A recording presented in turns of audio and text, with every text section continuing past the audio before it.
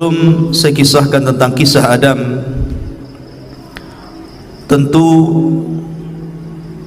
sebelumnya Allah Subhanahu wa taala telah menciptakan makhluk pertama namanya Arsy.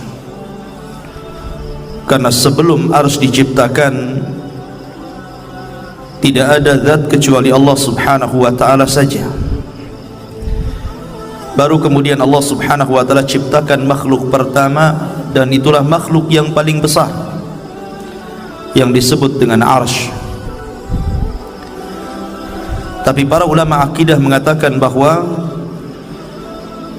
makhluk yang pertama kali diciptakan adalah Arsy, kemudian qalam. Baru setelah Allah Subhanahu wa taala menciptakan Arsy-nya, kemudian setelah itu menciptakan qalam, dan Allah berfirman kepada qalam, catatlah segala sesuatu yang akan terjadi sampai kiamat dibangkitkan. Maka qalam pun kemudian mencatat seluruh takdir. Tidak ada satupun kecuali berdasarkan takdir Allah Subhanahu wa taala. Kemudian setelah qalam tidak lagi mencatat karena kehabisan tinta dan telah kering, maka catatan itu diletakkan di Lauhil Mahfuz, yang kemudian Allah Subhanahu wa taala memerintahkan para malaikat untuk menjaganya. Dari sinilah kemudian Allah Subhanahu wa taala menciptakan langit dan bumi, dimulai dari hari Ahad dan diakhiri pada hari Jumat. Hanya 6 hari: Ahad, Senin, Selasa, Rabu, Kamis, Jumat. Maka Allah Subhanahu wa taala menyelesaikan penciptaan langit dan bumi dalam tempo yang 6 hari ini, dan selesai penciptaan keduanya di hari Jumat, sebagaimana Allah juga akan menghancurkan di hari Jumat, karena kiamat itu tegak di hari Jumat. Barulah kemudian Allah Subhanahu wa taala menciptakan makhluk-makhluk yang lainnya, gunung, sungai, pohon, dan begitu seterusnya. Maka ketika itulah Allah Subhanahu wa taala menciptakan makhluk pertama namanya malaikat, dan malaikat adalah tentara-tentara Allah. Kemudian setelah Allah menciptakan malaikat, maka Allah ciptakan jin. Jin inilah yang pertama kali menghuni bumi. Akan tetapi karena jin ini memang disifatkan Allah Subhanahu wa taala lebih banyak yang rusak dibandingkan yang baik, maka terjadilah kerusakan di permukaan bumi. Sesama jin ini saling bunuh-membunuh, menumpahkan darah, merusak bumi. Akhirnya kemudian Allah Subhanahu wa taala pilih dari mereka yang paling saleh. Jin yang paling saleh itu namanya Azazil. Maka kemudian Azazil inilah yang kemudian diutus oleh Allah Subhanahu wa taala, kemudian dibekali dengan tentara malaikat untuk memperbaharui jin-jin yang ada di permukaan bumi, sehingga jin-jin yang jahat itu ditangkap, kemudian dilemparkan ke beberapa tempat di permukaan bumi. Sampailah kemudian bumi pun tenang karena dia berhasil menenangkan kaum jin. Dari situlah kemudian Azazil diangkat ke langit dan menjadi raja bagi seluruh kalangan jin, dan dia tinggal bersama para malaikat yang kemudian oleh Allah Subhanahu wa taala diberikan amanah untuk menjadi khazanatul jannah, penjaganya surga. Dari sini Allah Subhanahu wa taala memulakan penciptaan yang pertama, kisah Adam alaihi salatu wassalam setelah malaikat dan jin. Dan ingatlah ketika Tuhanmu berfirman kepada para malaikat, aku hendak menjadikan khalifah. Dan Adam bergenerasi sampai generasi kita ini. Maka di bumi mereka berkata, apakah engkau hendak menjadikan orang-orang merusak?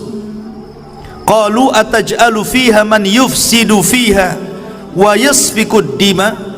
Ya Rabb, apakah engkau hendak menjadikan ciptaanmu itu orang yang merusak dan menumpahkan darah di sana, maksudnya di bumi.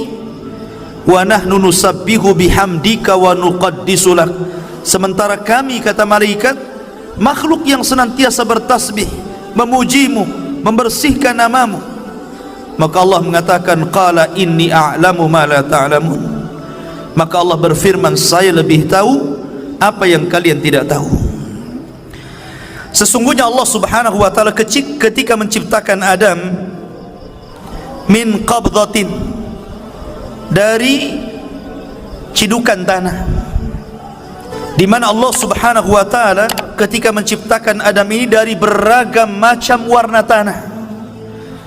Ada tanah yang berwarna putih, ada tanah yang berwarna merah, ada tanah yang berwarna hitam, dalam riwayat ada tanah yang berwarna kuning, dan ada yang bercampur di antara warna-warna ini. Dari sinilah kata para ulama, maka perbedaan warna-warna dari keturunan Adam alaihi salatu wassalam karena memang bahan baku Nabi Adam sendiri dari berbagai macam warna. Jadi kalau yang kulit hitam, ya dari tanah hitam. Kalau kulit putih, tanahnya putih. Kalau kulitnya kuning, tanahnya kuning. Artinya bahwa Allah subhanahu wa ta'ala menciptakan dari berbagai macam warna tanah, dan itulah menjadi keturunan Banu Adam. Kemudian di antara tanah yang diambil untuk menciptakan Adam itu ada yang al-khabith, ada jelek tanahnya. Wa tayyib, ada tanah yang baik. Was-sahlu, ada yang mudah diambil. Wal haznu, ada yang susah. Dan ada yang bercampur semuanya. Dari sini pula kemudian di antara turunan Adam ada yang jahat, ada yang baik, ada yang keras kepala, ada yang muda, ada yang lembut, begitu kan? Jadi semua ini prosesnya kembali kepada proses ketika Allah menciptakan Adam alaihi salatu wassalam. Di antara kisah pengambilan tanah itu, Allah subhanahu wa ta'ala pertama kali mengutus malaikat Jibril. Jadi Allah itu utus malaikat Jibril untuk mengambil tanah yang ada di bumi, tapi bumi menolaknya dan berlindung kepada Allah subhanahu wa ta'ala dari Jibril agar dia jangan sampai mengambil tanahnya. Akhirnya Jibril pun tidak bisa dan kembali kepada Allah.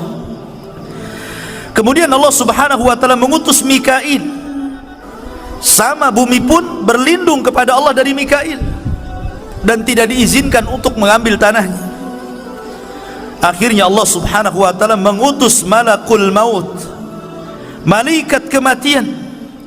Ketika kemudian bumi berlindung kepada Allah subhanahu wa ta'ala, maka malaikat maut pun mengatakan, wa ana a'udzu billahi an arji, sebagaimana engkau berlindung kepada Allah agar aku tidak mengambil tanahmu, maka aku pun berlindung kepada Allah, aku tidak akan kembali kepada Allah sampai ku ambil tanahmu.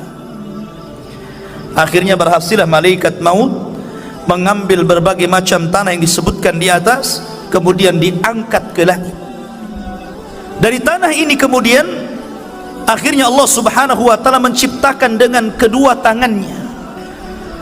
Dan ini ada hikmah kenapa Allah ciptakan Adam dengan tangannya, supaya iblis tidak bisa sombong di hadapan Adam, karena iblis tidak diciptakan dengan tangan Allah.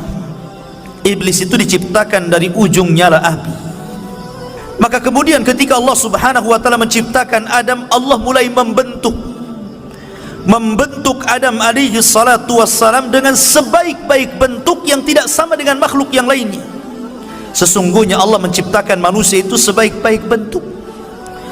Lah ketika Allah subhanahu wa ta'ala mulai menciptakan Adam alaihi salatu wassalam, dibentuknya sedemikian rupa, maka Allah subhanahu wa ta'ala membiarkan Adam yang belum ada ruhnya itu. Ada yang mengatakan selama 40 tahun dibiarkan, artinya sampai betul-betul mengering. Lah dari sinilah kemudian ketika malaikat melihat Allah subhanahu wa ta'ala menciptakan makhluk yang gharib bagi mereka, aneh bagi mereka, disinilah malaikat datang menghadap Allah dan mengatakan, ataj'alu fiha man yufsidu fiha wa yasfikud dima wa nahnu nusabbihu bihamdika wa nuqaddisu lak. Ya Rabb, apakah engkau akan mengulang 2 kali menciptakan makhluk yang akan merusak bumi, menumpahkan darah, sementara kami adalah makhluk yang terus bertasbih memuji kamu? Kenapa malaikat ngomong seperti ini? Karena malaikat punya pengalaman dengan bangsa jin. Sebelum Adam diciptakan, Allah menciptakan jin, dan jin itulah yang merusak bumi, yang menumpahkan darah sesama mereka, sehingga malaikat kemudian mentertibkan mereka. Karena malaikat punya pengalaman dengan jin, makanya dia kemudian datang menghadap Allah dan bertanya, ya Rabb, apakah engkau akan menciptakan makhluk lagi yang akan merusak dan menumpahkan darah? Makanya Allah subhanahu wa ta'ala mengatakan, inni a'lamu ma la ta'lamun. Lah saya ini yang menciptakan lebih tahu dibandingkan engkau. Barulah kemudian malaikat paham, dari turunan Adam ini ada yang menjadi para nabi dan rasul. Terkadang tingkatan mereka di atas para malaikat. Keluarlah para syuhada, keluarlah orang-orang saleh, keluarlah para siddiqun. Itulah kata-kata saya lebih paham dari apa yang kalian tidak tahu. Sementara iblis beda pula dia. Ketika Allah subhanahu wa ta'ala menciptakan Adam, baru berbentuk patung yang mengeras tadi, belum lagi ada ruh. Iblis ini bolak-balik, kemudian memegang-megang Adam, kadang masuk dari lubang telinga, keluar dari lubang hidung, masuk dari lubang hidung, keluar daripada lubang dubur. Begitulah dia masuk keluar. Kemudian dia mengatakan di hadapan malaikat, la in sullitu la uhlikanna. Kalau seandainya makhluk ini diserahkan kepadaku, ku hancurkan dia. Sampailah kepada waktu yang ditentukan, waktu yang menegangkan, ketika Allah hendak meniupkan ruh kepada Adam. Maka Allah subhanahu wa ta'ala memerintahkan para malaikatnya agar berkumpul. Bagaimana Allah subhanahu wa ta'ala akan membuat peristiwa baru tentang munculnya makhluk baru yang namanya Adam alaihi salatu wassalam. Mulailah kemudian Allah subhanahu wa ta'ala meniupkan ruh kepada Adam alaihi salatu wassalam. Baru saja ruh itu kemudian sampai di tenggorokan, maka Adam alaihi salatu wassalam tiba-tiba bersin. Maka malaikat mengatakan, qul alhamdulillah. Maka kemudian Adam pun diperintahkan mengucap alhamdulillah.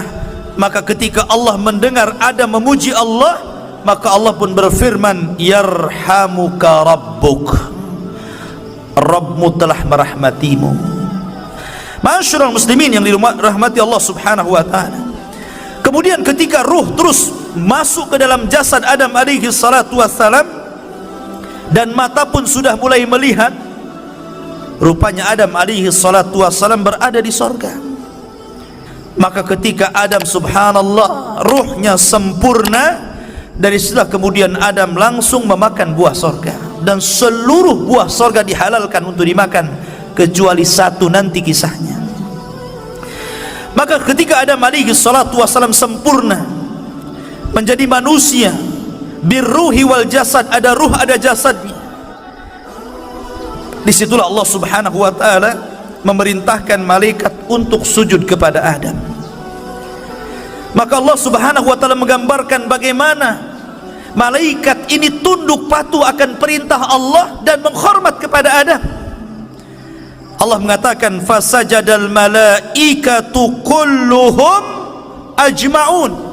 Seluruh malaikat, bayangkan, tidak ada satupun malaikat yang luput.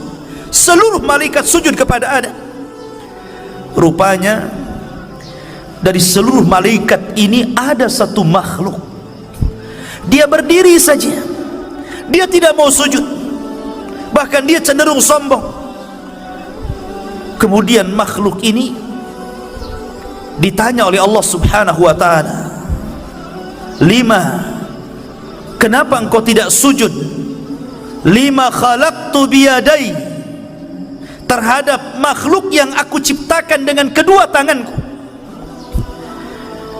Maka mulailah kemudian makhluk ini dia mengatakan, ya Rabb, saya kan lebih baik daripada dia. Aku diciptakan dari api sementara dia dari tanah.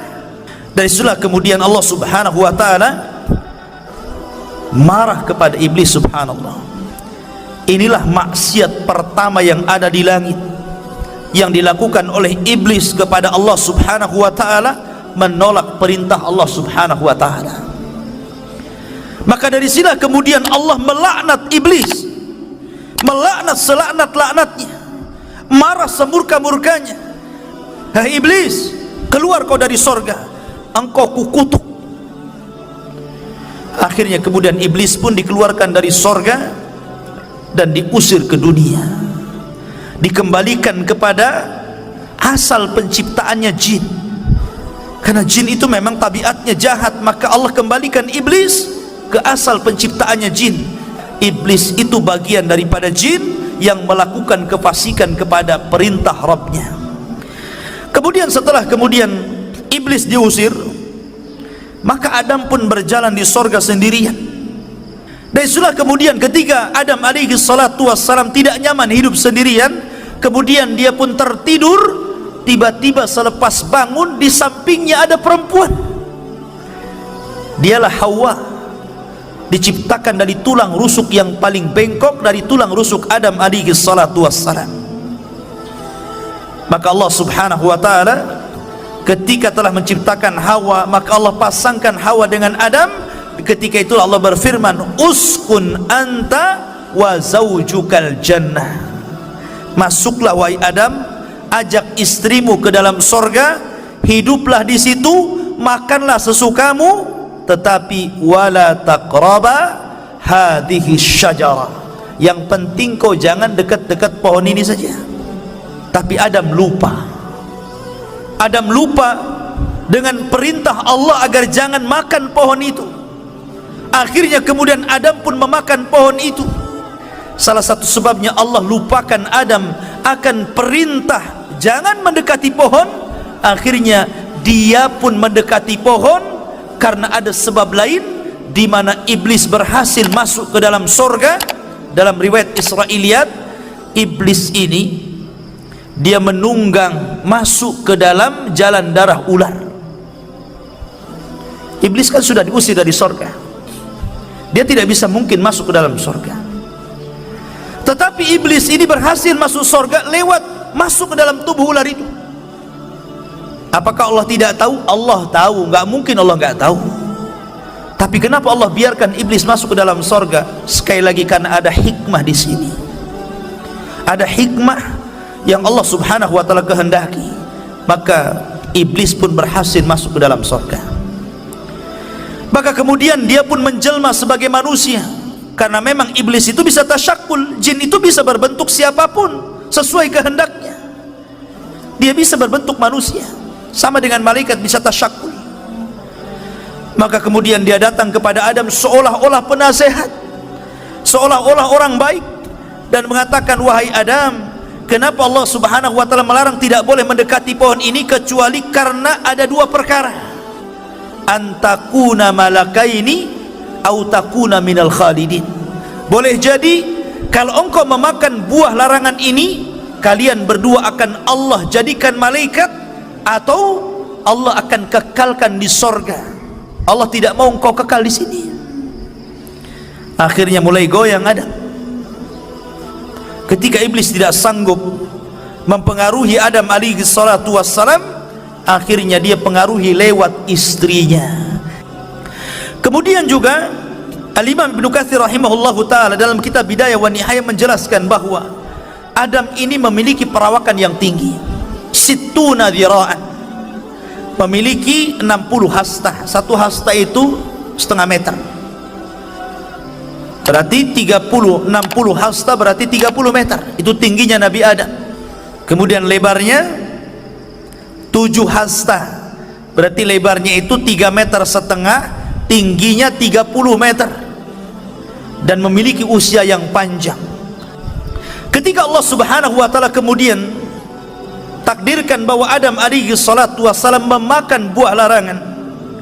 Akhirnya kemudian Adam pun diusir oleh Allah dari sorga. Qulnah bitu minha jami'an, kami katakan keluar kalian semua, hei Adam, hei Hawa, keluar kalian dari sorga. Maka di sini tiga makhluk diusir, iblis, Adam, dan juga Hawa. Mereka berjumpa di bumi. Ada yang mengatakan Adam diturunkan di India, sementara Hawa itu diturunkan di Mekah. Kemudian berjumpa di bukit Jabal Rahmah. Ada yang mengatakan Adam juga meninggal di India, ada yang mengatakan di Mekah, ada yang mengatakan di Syam. Allahu a'lam. Ya. Yang jelas kita tidak menetapkan yang tidak ditetapkan, hanya menukil beberapa kisah Israiliyat. Artinya bahwa Adam alaihi salatu wassalam kemudian diturunkan ke bumi. Maka akhirnya kemudian Adam alaihi salatu wassalam ketika sampai di bumi, Adam menangis, menangis sejadi-jadinya. Ketika itu Jibril datang dan berusaha menghibur Adam, tapi Adam tetap menangis. Menangis karena, bukan karena sedih dia diturunkan dari bumi, tidak, tapi karena menyesal karena maksiat yang dilakukan kepada Allah subhanahu wa ta'ala. Sehingga dia berdoa kepada Allah, Rabbana zalamna anfusana wa illam taghfir lana wa tarhamna lanakunanna minal khasirin. Ini doanya Nabi Adam. Tapi lihat iblis, ketika diusir dari sorga, bukannya minta maaf, bukannya minta ampun kepada Allah, malah minta yang lain pula. Dia mengatakan, fa'angdirni ila yaumi yub'atsun, ya Rabb, tangguhkan aku sampai hari kau bangkitkan, maka tangguhkan usiaku sampai kiamat dibangkitkan. Akhirnya Allah tangguhkan iblis. Makanya iblis itu satu-satunya jin yang tidak akan pernah mati. Ketika Adam sudah di bumi, Hawa sudah di bumi, dan Allah pertemukan keduanya, akhirnya kemudian diilhamkan untuk menutup aurat keduanya. Maka disinilah permulaan permusuhan antara iblis dan Adam serta anak keturunannya.